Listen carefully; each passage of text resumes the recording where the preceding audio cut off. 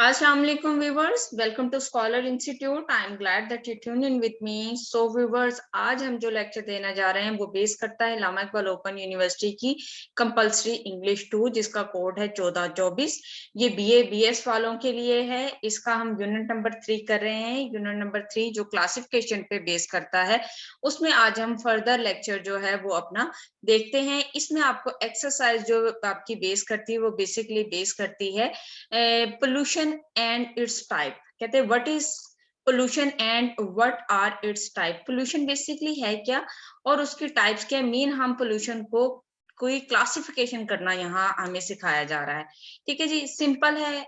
यहाँ पे डेफिनेशन दी गई हुई है, कह रहे हैं सॉइल है, वाटर है, इसमें सब में क्या है डिस्चार्ज होता है और हार्मफुल सब्सटेंसेस होते हैं। ठीक है, इसकी वजह से क्या है पोल्यूशन की वजह बनती है। और ये है पोल्यूशन जो है फर्दर किस तरह से डिफरेंट कैटेगरीज में डिवाइड की जा सकती है उसको देखते हैं। पहले ये बता रहे हैं हमें कौन सी है जी, एयर पोल्यूशन। ठीक है, फैक्ट्रियों से धुआं या गाड़ियों का जो धुआं होता है इसकी वजह से हमारे पास क्या होती है, एयर पोल्यूशन आती है। एक इसकी सब कैटेगरी हो गई, इसकी सब क्लासिफिकेशन इसकी होगी वाटर। दूसरी है जी हमारे सॉरी एयर पोल्यूशन, दूसरी है जी वाटर पोल्यूशन जी। ठीक है जी, और हमारे पास जो तीसरी है वो सॉइल यानी कि मिट्टी की पोल्यूशन या जमीन की पोल्यूशन। हमारे पास जमीन में डिफरेंट टाइप के पोल्यूशन जैसे केमिकल्स होते हैं फैक्ट्रीज के, उसकी वजह से जो है वो सॉइल पोल्यूशन जो है वो फैलती है। ये उसकी एक कैटेगरी है। देन नॉइस शोर की, ठीक है, इसमें डिफरेंट गाड़ियों का भी हो सकता है, फैक्ट्रीज है उनसे पैदा होने वाला शोर, वो भी हमारे लिए एक पोल्यूशन का बायस है। और देन है विजुअल पोल्यूशन, ठीक है, देखने की आलूदगी। ठीक है जी, जैसे स्मोक वगैरह होती है, फोग होती है, उसकी वजह से पोल्यूशन की वजह से वो हो जाती है। एंड नंबर 6 पे भी एक कैटेगरी है, वो क्या है जी, रेडियो एक्टिव पोल्यूशन।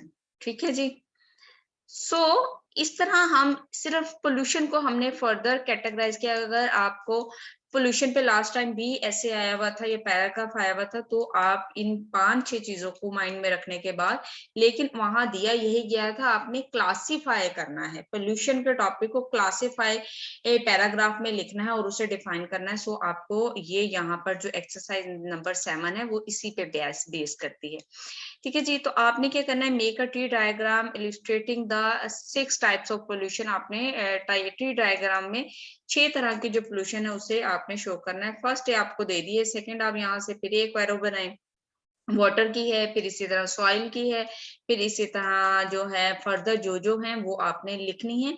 और आपको इस पे एक ऐसे जरूर तैयार करना है, right the causes of each pollution and it's possible effect. साथ वो कह रहे हैं आपने हर एक पोल्यूशन की वजह और उसका एक जो इफेक्ट होता है इंसानों पर, हमारे माहौल पर, वो जरूर लिखना है। So this is very important, आपने ये जरूर तैयार करना है, मोस्टली ये क्वेश्चन आ जाता है। सो जी let's see what is in our exercise number 8। Exercise number 8 में कह रहे हैं look at this classification diagram of Allama Iqbal open universities academic structure and then answer the question that follow. वो कह रहे हैं जी आपने डायग्राम दी गई है नीचे इलामा ओपन यूनिवर्सिटी के जो एकेडमिक स्ट्रक्चर है उस पे, और फिर आपने इसका जवाब देना।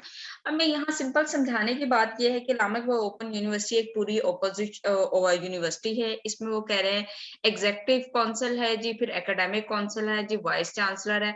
अब ये देखिए फर्दर इसके बोर्ड्स हैं, ये इन्हें क्या कर रहे हैं, फैकल्टी बोर्ड है, कमेटी ऑफ कोर्सेज है जी, डेवलपमेंट कमेटी है, ये सारे एक पूरे यूनिवर्सिटी का स्ट्रक्चर है। तो मेन हमारे पास जो क्लासिफिकेशन हमने करनी है वो यूनिवर्सिटी की, इलामा इकबाल की, और उसके सिर्फ एकेडमिक स्ट्रक्चर की करनी है। ठीक है, और ये फर्दर डिवाइड किया गया, जैसे एक एमए है, एमए फर्दर डिफरेंट सब्जेक्ट्स में हो रहा है, वो कौन कौन से हैं, बीए है तो वो कितने टाइप्स का हो रहा है, तो उस तरह की कितनी डिग्री है, कितने बाकी कोर्सेज हैं, तो इनसे रिलेटेड ये बेसिकली इनकी दर्जाबंदी है, क्लासिफिकेशन है एकेडमिक उनकी जो है पूरा प्रोसीजर। कह रहे who heads the open university को कौन कर रहा है, वाइस चांसलर कर रहा है। How many faculties are there in the academic structure, आपने ऊपर से फैकल्टीज देखनी है कितनी है।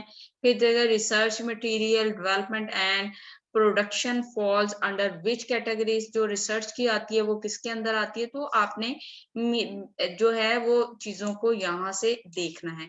फिर how many departments are there in the faculty of science, science के पोर्शन में जाके आपने देखना है वहाँ कितने डिपार्टमेंट्स हैं। साइंस में जैसे मेडिकल का हो सकता है, फिर उसमें मेडिकल में फर्दर जैसे डिवीजन होती है, जैसे स्पेशलाइजेशन डिफरेंट होती है, वो कौन कौन सी हैं उस तरह की यहाँ पे दी गई हैं। Which is the largest faculty and how many departments are there in the faculty, पर ये कहने को सबसे बड़ी फैकल्टी कौन सी है और उसमें कितने डिपार्टमेंट्स आते हैं। ठीक है, तो ये आपको बेसिकली क्लासिफिकेशन सिखाई जा रही है। नेक्स्ट है जी how to write a classification ऐसे, ऐसे जो है क्लासिफिकेशन का वो किस तरह से लिखा जाता है, ये इंशाल्लाह हम अपने नेक्स्ट लेक्चर में सीखेंगे। होपफुली अभी तक आपका कॉन्सेप्ट क्लियर हो चुका होगा कि किस तरीके से क्लासिफिकेशन की जाती है और उसका मकसद क्या है।